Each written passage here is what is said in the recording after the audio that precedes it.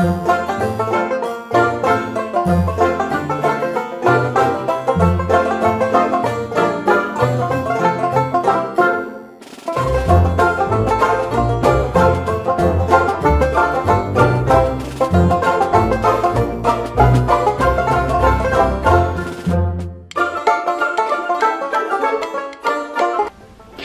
arkadaşlar, kanalıma hoş geldiniz. Bugün yine Türkçe olarak YouTube'da bir ilk olacak olan muhteşem bir Alman pastası tarifi vereceğim.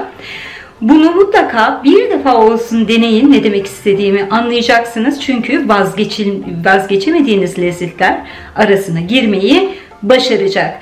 Ayrıca beni ilk defa izliyorsanız hemen şöyle kısacık tekrar belirtmek istiyorum. Ben bu tarifleri Alman arkadaşlarımdan alıyorum ve Türkçe'ye çeviriyorum. Biliyorsunuz birçok ürün Almanya'da var ancak Türkiye'de bulmak imkansız. İşte o malzemeleri de tüm marketlerden hepimizin kolaylıkla bulacağı malzemeler ile değiştiriyorum ve size sunuyorum. Şimdi hemen işte bu malzemeleri veriyorum. Öncelikle size hamuru için kullanacak olduğum malzemeleri vermek istiyorum.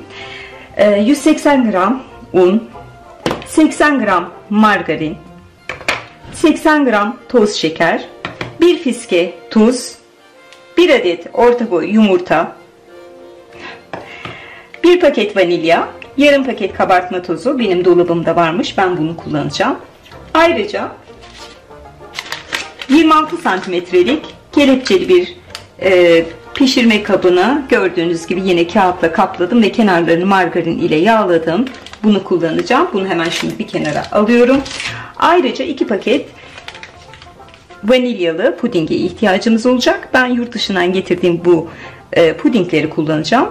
Siz normal pudingleri arkasında verdiği ölçüdeki süt ile hazırlayıp içerisine de 1 fiske tuz atarsanız pudingin tadı daha da lezzetli hale gelecektir. Şimdi öncelikle ben hemen pudingimi pişirerek pastama başlıyorum.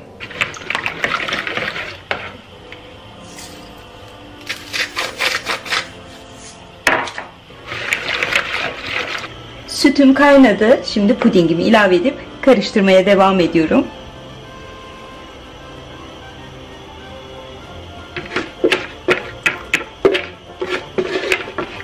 Siz de bu şekilde yaparsanız en azından tenceredeki süt kaynamaya yüz tutana kadar başka işlerinizi görebilirsiniz. Puding hemen kıvam almaya başladı. Bir defa kaynadıktan sonra az ateşe alıyorum ve birkaç taşım daha kaynattıktan sonra altını kapatıp ılıklaşmasını bekleyeceğim. Yani bu pudingin çok soğuk olmasına ihtiyacımız yok.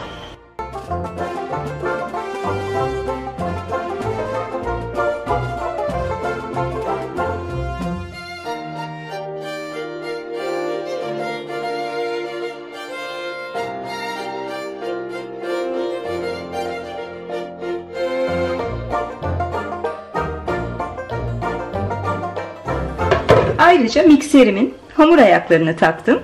Bununla karıştırdıktan sonra elimle tekrar yoğurmam gerekecek.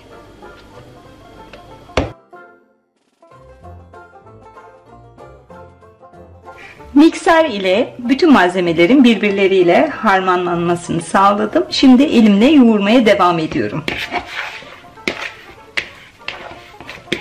Oldukça yumuşak, kolay bir şekil alan bir hamur elde ettim.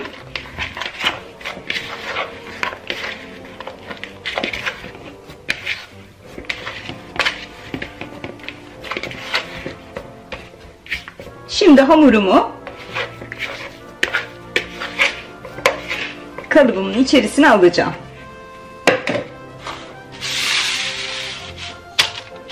Ve elimle yayıyorum. Yapışma problemi olursa biraz elinize un alarak devam edebilirsiniz. Şu şekilde delikler açıyorum. Şimdi bunu kenara alıyorum ve size kremanın malzemelerini veriyorum. Krema için malzemelerim Öncelikle bir kutu konserve. Ben bunu Metro'dan aldım ancak Migros'lardan da temin edebilirsiniz. Bundan sadece 7 tane ya da en fazla 8 tane ihtiyacımız olacak. 2 paket vanilya, 200 gram süzme yoğurt, 200 gram labne peyniri, 200 gram soğuk krema. Üzerini süslemek için normalde kiraz kullanılıyor. Ancak benim kirazım yok. Böyle benim dondurucumda yaban mersinim vardı. Ben bunlardan kullanacağım. Siz dilediğiniz meyveyi kullanabilirsiniz.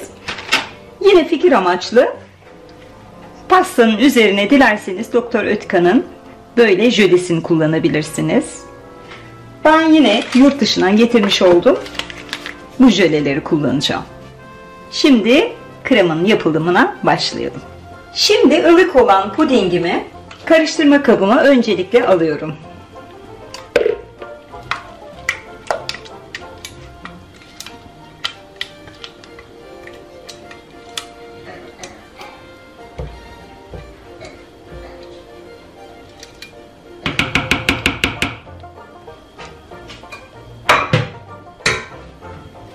Kremamı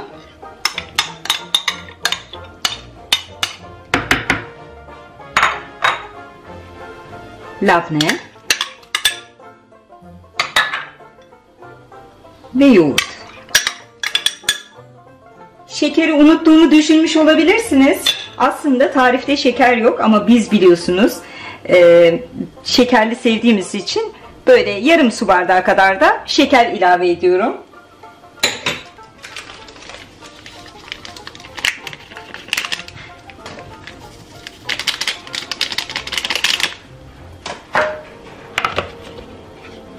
Ve kremayı karıştırmaya başlıyorum. Bu arada normal karıştırma ayaklarını taktım.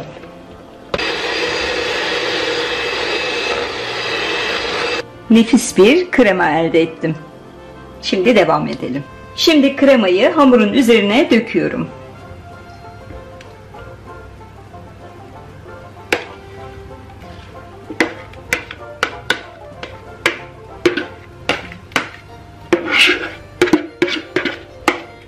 Bu arada fırınımı 180 derece ayarladım.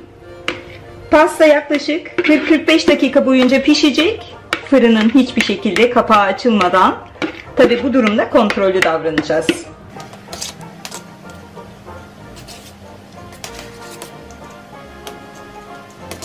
Tekrar şöyle düzeltiyorum. Sıra geldi en eğlenceli bölüme. Ananasları hemen döşemeye başlayalım. Burada biraz dikkatli olmam gerekiyor. Şöyle. Sırayla yerleştiriyorum.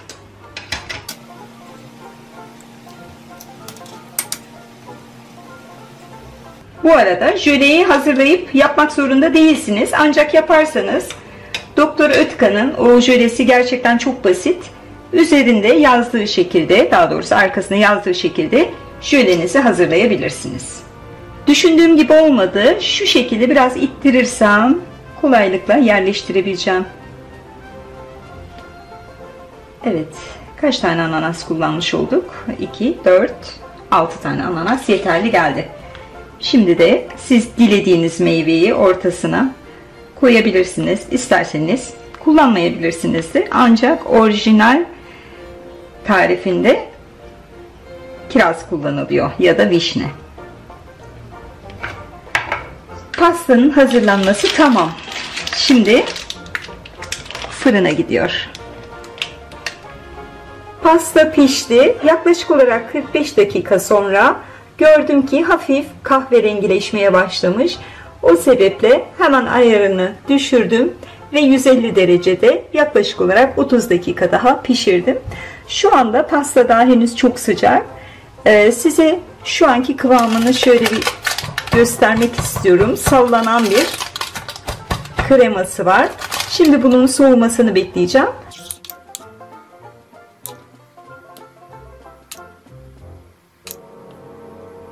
Pastanın jölesini dökmeden önce hemen şuradaki minicik bir kahverengiliği aldım. Daha sonra da şimdi dinlenmeye bıraktım. pasta oda ısısına geldikten sonra ben onu alıp buzdolabına koyacağım. Yaklaşık olarak 4-5 saat sonra servise hazır duruma gelecek.